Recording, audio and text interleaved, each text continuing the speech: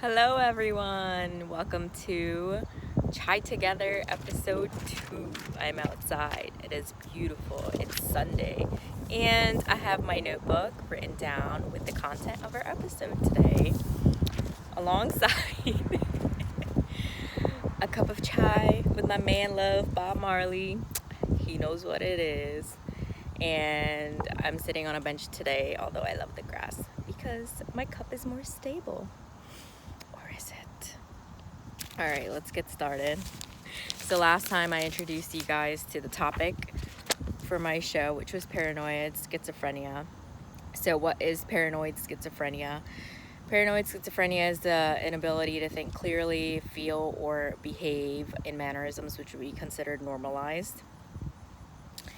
And today's focus is going to be on thinking. How does someone with paranoid schizophrenia think?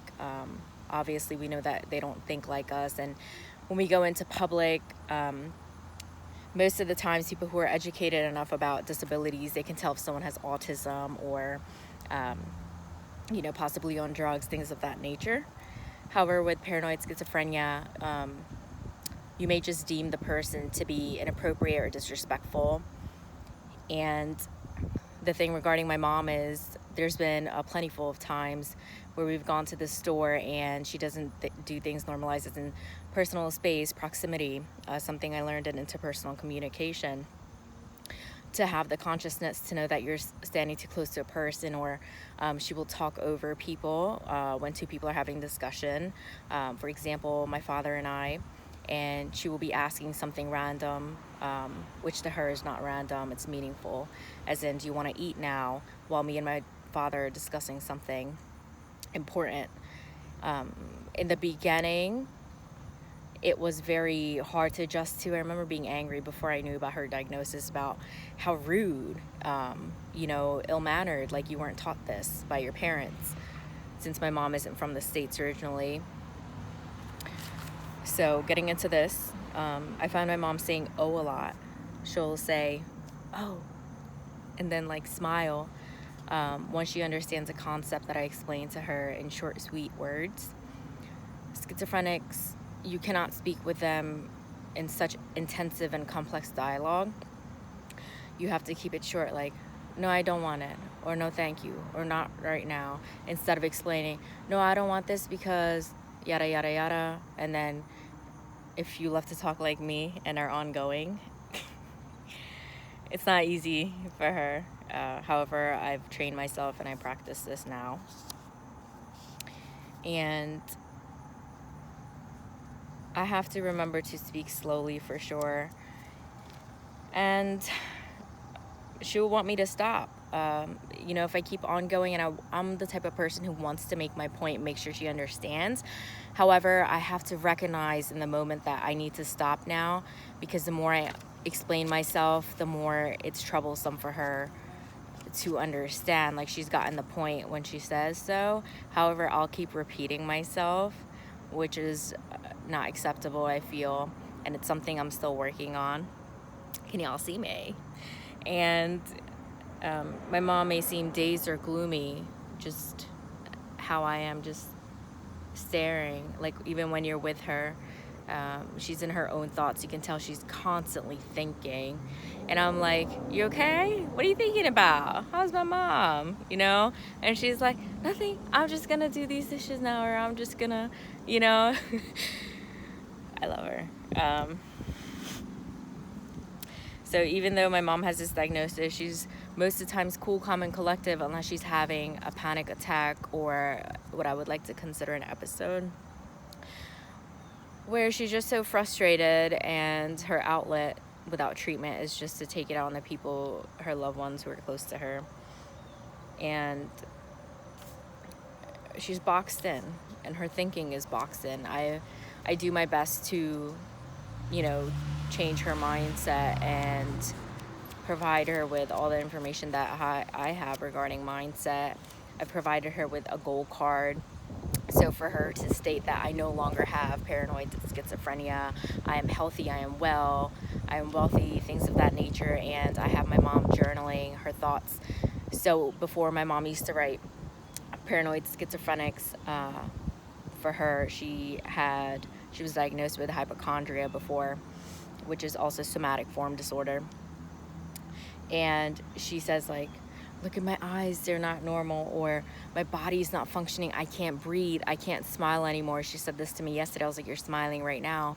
However, she means that not like before, as in her desires aren't there, her interests aren't there. Like, she wants to go to the Indian temple, she wants to hang out with her friends. My mom stopped wearing makeup, she stopped feeling pretty, although I find my mom to be very beautiful. And no matter what you say to her, no matter how much you express yourself to her, you won't get through. And that is the illness, that is the disease of schizophrenia, is that they are so boxed in that no matter how much you explain, how much you try. I've spent hours, at least an hour, explaining a concept, and then in the end, my mom will go back to the same level one of, but nothing is functioning, or my system is not working. That is a very common phrase she uses. And so in her journaling, I have her journal constantly every day now, consistently, I apologize. And I have her writing from, negative things like, this isn't working, this isn't, I'm not able to this, that, and that.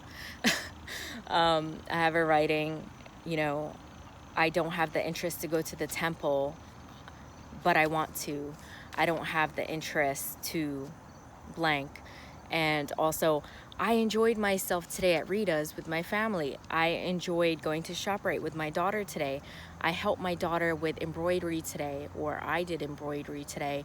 So I am changing that paradigm for her to not write those things that she was before, and to transition. However, I don't force it. I don't force her to journal, and her preference is to write in Hindi, which is completely fine. Although I don't know what she's writing. It's the trust factor.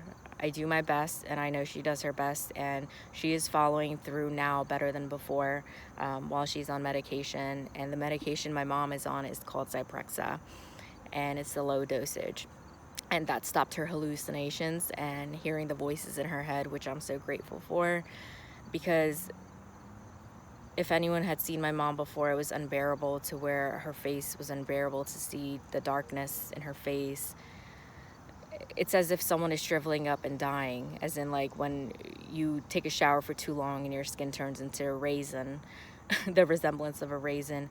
It was really painful. And I remember when I even took my mom to Virtua in Mount Holly, I'm residing in New Jersey, the nurse there stated that he could tell what was going on with my mom.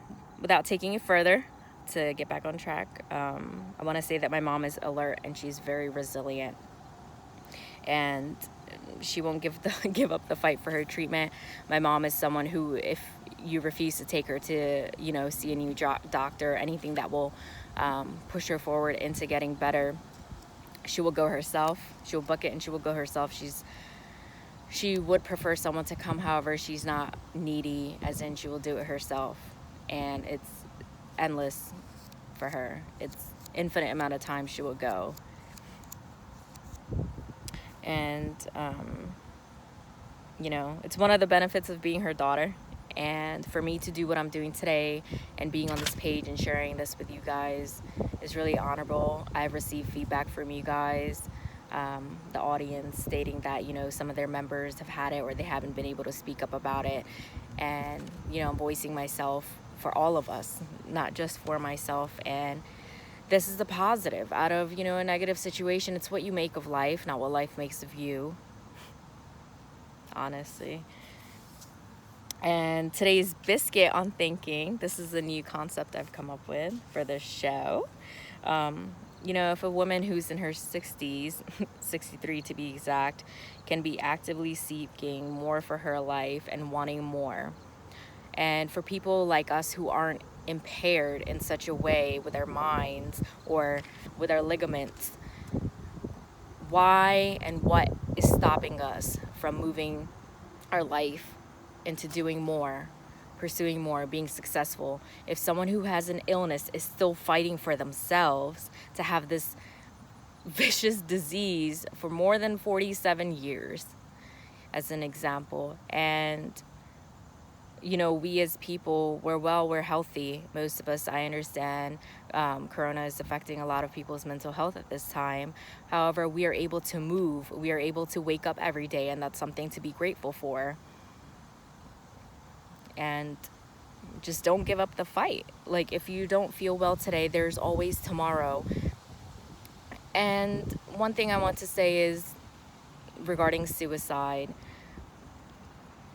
no matter what, don't let suicide be the option that you weren't looking for. You cannot go back from suicide. Once you suicide, that is the end of you. That is the end of you. You cannot make your life better after committing suicide.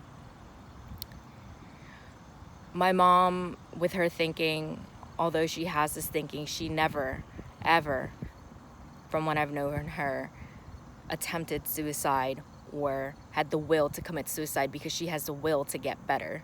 So what is it for you that drives you to this negative thinking if you no longer have the will to live, or feel that, you know, you're heading down that path? Let this woman, and let all the people who have these mental illnesses and diseases, remind you to not take that route, because you are well. Like I said, you're able to move. And you're able to transition your life with more education and a better thinking. So change your mindset, change your life. All right, next week, well, not next week, I would like to be earlier than that.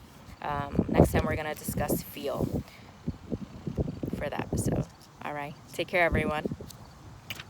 Have a wonderful Sunday.